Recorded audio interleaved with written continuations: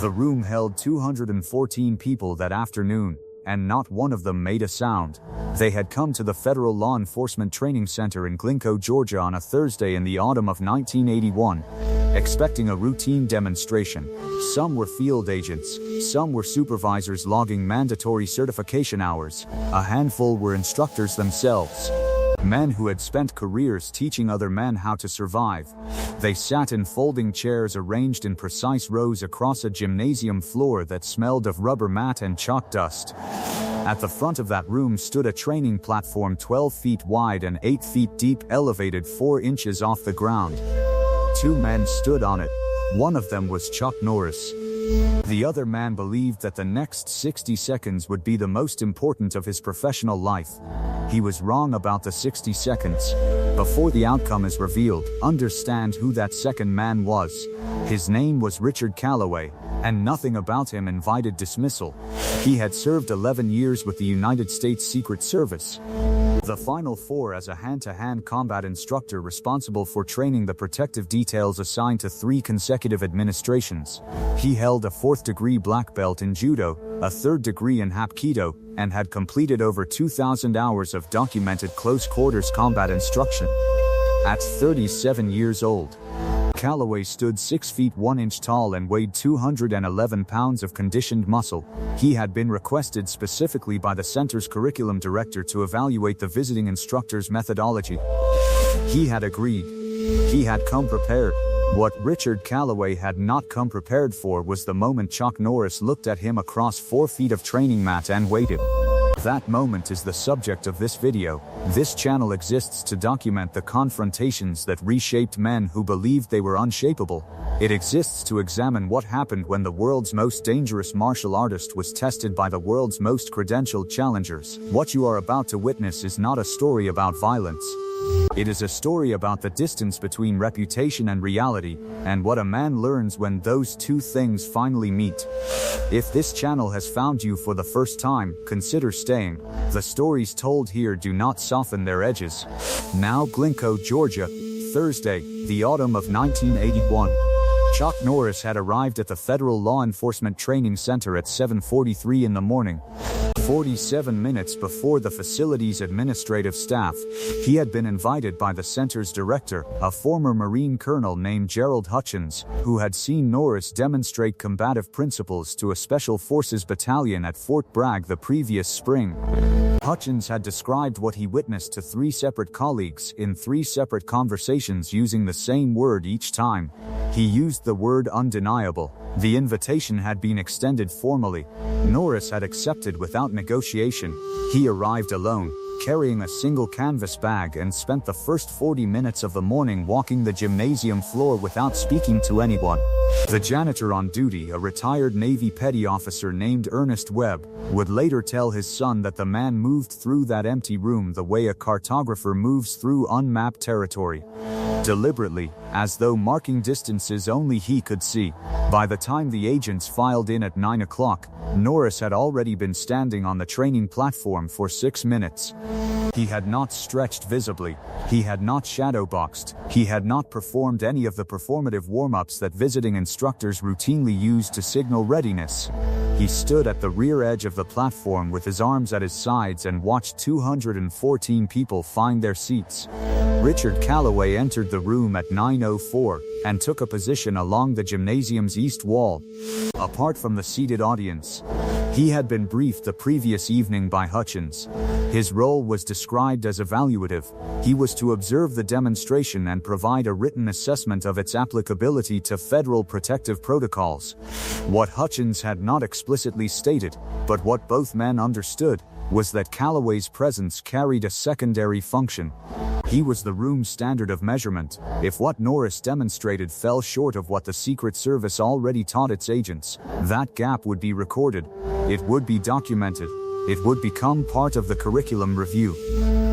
Calloway had reviewed Norris's public record the night before. He acknowledged the competition history. 6 consecutive World Professional Middleweight Karate Championships, the undefeated competitive record spanning more than a decade. The films. The reputation. He acknowledged all of it in the way a structural engineer acknowledges a building's aesthetic before examining its load-bearing walls. The appearance was noted, the function remained to be tested. The demonstration began at 9:11. For the first 43 minutes, Norris worked through a curriculum that Callaway would later describe in his written assessment as technically sound. He covered entry mechanics against a resisting opponent. He covered the geometry of limb control at close quarters. He demonstrated 3 defensive sequences against knife presentations that Callaway recognized as superior to the sequences currently included in the Secret Service's own training manual. He watched. He took no notes. He stored what he saw with the methodical precision of a man whose professional life had been built on accurate assessment. At 9:54, Hutchins stepped to the edge of the platform and addressed the room. He explained that the second portion of the demonstration would involve a live resistance partner. He turned to the east wall and introduced Richard Callaway by name and by credential. The room understood what this meant. So did Callaway.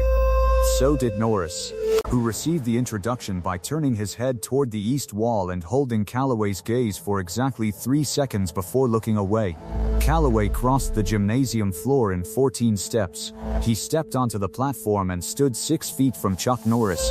The room behind him fell into the particular silence that precedes something irreversible. Here is what the audience saw in the next 4 minutes. Here is what actually happened. Callaway opened with a verbal statement. He spoke clearly enough that the front 3 rows heard him without difficulty. He said that he wanted to present a scenario his agents encountered in genuine protective operations, a scenario the current curriculum had not fully solved, and that he believed the solution, if one existed, would reveal itself under resistance. He was not issuing a threat. He was issuing a test. Every person in that room recognized the distinction. Every person in that room also recognized that the distinction was, in practice, negligible. Norris said nothing. He adjusted his weight fractionally, shifting approximately 60% of it onto his rear foot. That adjustment was invisible to most of the room. It was not invisible to 3 individuals. Callaway himself, a judo instructor named Marcus Penn seated in the 4th row, and Ernest Webb, the janitor who had quietly positioned himself near the gymnasium's rear entrance and had not left. Callaway moved at 9:58 and 41 seconds. What he executed was not a simple grab. It was a 2-phase entry technique developed within the Secret Service's own combatives program. A lead hand distraction directed at the face, followed immediately by a controlling grip to the weapon's side wrist, intended to neutralize a firearm draw before the draw could complete. The technique had been tested against 237 agents over 4 years. Against untrained opponents, it succeeded reliably. Against trained opponents, it succeeded in approximately 71% of documented trials. Against opponents at the instructor level, the success rate dropped to 44%. Callaway knew these numbers. He had generated them. He did not complete the first phase. At the precise moment Callaway's lead hand crossed the midline between the 2 men, Chuck Norris moved. The movement was not a retreat.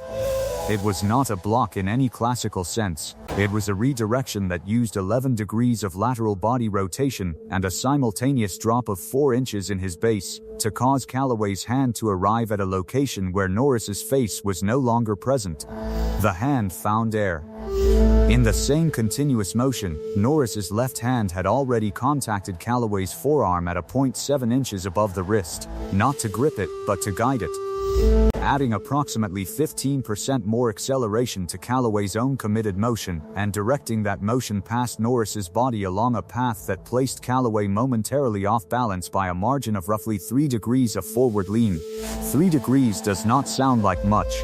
Against a trained opponent who understands leverage, 3 degrees is the entire conversation. Callaway recovered in less than half a second. This was itself remarkable. Most men, caught in that position, require a full 1.5 seconds to re-establish their base. The agents in the front row saw the recovery and several of them nodded without realizing they were nodding, the way a musician nods when a rival hits a difficult passage cleanly. Callaway reset and moved again. This time he varied the entry. He dropped the lead hand distraction entirely and drove directly for a double wrist control, a technique designed to pin both of an opponent's hands simultaneously and eliminate the threat of any counter. It was, by any technical standard, the correct adjustment. He had read the first exchange accurately. He had identified Norris's response mechanism and designed a second entry that would neutralize it. He was right about the mechanism. He had not accounted for the timing. Norris allowed the double wrist attempt to travel 90% of its distance. What this meant in practical terms was that Callaway's hands were committed. They were moving with full intention toward a target that had been there 1/10 of a second earlier. In the space created by Callaway's commitment, Norris moved inside the arc of both arms simultaneously, closing the distance between the two men from 4 feet to 8 inches, in a single step that Marcus Penn, the judo instructor in the 4th row, would later describe in a phone call to a colleague as the cleanest entry he had witnessed in 30 years of studying entries. At 8 inches of distance, Callaway's double wrist technique became geometrically impossible to complete. His arms had no room to function as designed. Norris did not exploit this position. He held it. For 3 full seconds, Chuck Norris stood at 8 inches of distance from Richard Callaway, inside every defensive perimeter the man had, and did nothing. He did not strike. He did not throw. He did not speak. He simply stood there, making the position visible to 214 people, and waited. This is the moment that the room could not process. It would be insufficient to say the audience was silent. Silence implies the absence of sound. What inhabited that gymnasium for those 3 seconds was something denser than the absence of sound. It was the presence of understanding arriving in 214 people at the same instant. They understood what they were looking at. They understood what Norris could have done and had chosen not to do. They understood that the man standing 8 inches from the Secret Service's most credentialed combat instructor had just demonstrated, without a single strike, that the distance between the two men's abilities was not a gap that additional training would close. 3 seconds. Then Norris stepped back to 4 feet and returned to neutral stance. The room exhaled. Before the third exchange is described, a technical matter requires attention because it explains everything that happened afterward. Distance control is not a concept that appears in most martial arts curricula as a primary subject. It appears as a component of footwork, as an element of timing, as a supporting principle of various striking and grappling systems. In Chuck Norris's teaching, it was the primary subject. It was the foundation from which every other technical element was built. He referred to it, in the handwritten notes his students preserved from that period, not as a skill but as a language. The language of distance, he wrote, is the only language that cannot be mistranslated by adrenaline. What this means in operational terms is precise. Every confrontation occurs across a distance. That distance changes continuously. Most trained fighters manage distance reactively, responding to what their opponent does. A practitioner who manages distance proactively, who controls the space rather than responding to it, occupies a different category of capability entirely. He is not playing the same game faster, he is playing a different game. In the first 2 exchanges, Callaway had been operating reactively within a game, whose rules he did not recognize were different from his own. The 3-second hold had been Norris's method of making this visible, not to embarrass, to teach. 214 law enforcement officers had just received a lesson in distance theory that no curriculum document would have conveyed with equivalent clarity. Callaway understood this. He was, among his many qualities, an honest assessor. He stood at 4 feet of distance from Chuck Norris and made a choice. He could request a third exchange. He had cause to. Nothing in the first 2 exchanges had resulted in his defeat in any formal sense. He had not been thrown. He had not been struck. A reasonable argument existed that the demonstration remained inconclusive, and that a third attempt, with full knowledge of what he now knew, might produce a different result. Or he could acknowledge what the room already understood. This was the fork in the road. Not a fork between action and retreat. A fork between the man Callaway had been when he walked across that gymnasium floor and the man the last 4 minutes had given him the opportunity to become. He stood at that fork for 2 seconds. Then Richard Callaway did something that no one in the room anticipated, including Chuck Norris. He turned to face the audience, not to address them, not to explain or justify. He turned so that they could see his face when he said what he was about to say. This distinction mattered to him. A man who speaks while hiding his expression is managing his image. Calloway was not managing his image. He said, clearly enough for the entire room to hear, that in 11 years of professional work in the most demanding protective environment in the country, he had encountered 143 trained opponents in controlled evaluations. He said that the man standing behind him was the first of those 143 who had made him feel, in a technical sense, like a beginner. He said it without qualification. He said it without the softening addendum that professional pride usually demands. He simply said it. And then he stopped speaking. And the room was quiet again. Norris, who had been watching Calloway's back during this statement, walked forward when Calloway finished. He stopped beside him. Not behind him and not in front of him. Beside him, two men standing at the same elevation facing the same direction. He did not put his hand on Calloway's shoulder. He did not gesture toward him. He looked at the audience for a moment, and then he looked at Calloway and he said something that only Calloway could hear. 3 people later asked Calloway to repeat what Norris had said to him in that moment. Calloway declined each time. He said only that it was a private sentence, and that its value would not survive the translation into a room. What happened after that private exchange was documented in the training center's after-action report, in Marcus Penn's phone call to his colleague, and in the written assessment that Calloway submitted to Director Hutchins 4 days later. The written assessment was 7 pages long. It recommended immediate revision of the Secret Service's close quarters curriculum in 3 specific areas. It cited by name Chuck Norris as the source of the evaluative framework used to identify those gaps. It noted in language that Hutchins would later describe as unusually candid for a formal government document, that the demonstrated distance control methodology represented a generational advancement over existing federal combatives doctrine. That assessment was marked for restricted distribution. 17 copies were made. 14 of those copies are accounted for in institutional records. The remaining 3 are not.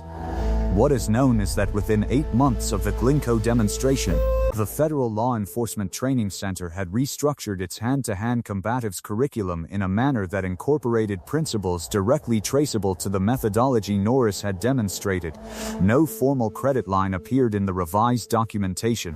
The principles were simply there, translated into the language of policy, stripped of their origin but not of their shape.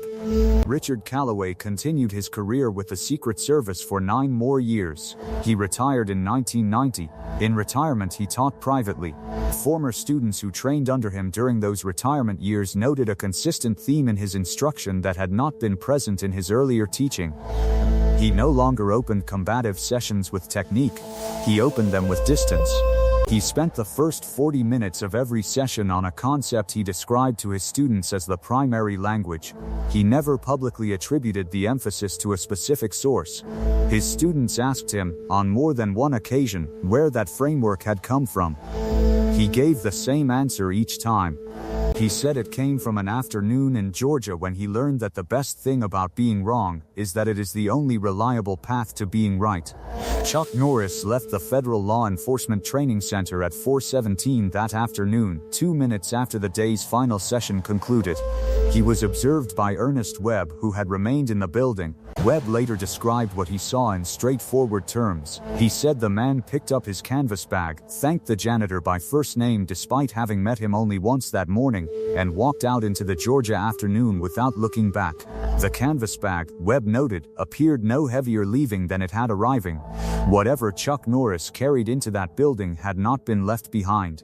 It had simply been transferred into a government curriculum, into a written assessment distributed to 17 people, into the teaching methodology of a man who had spent 11 years believing he had found the ceiling of his discipline, and who discovered, on a Thursday in the autumn of 1981, that there is no ceiling visible from the ground.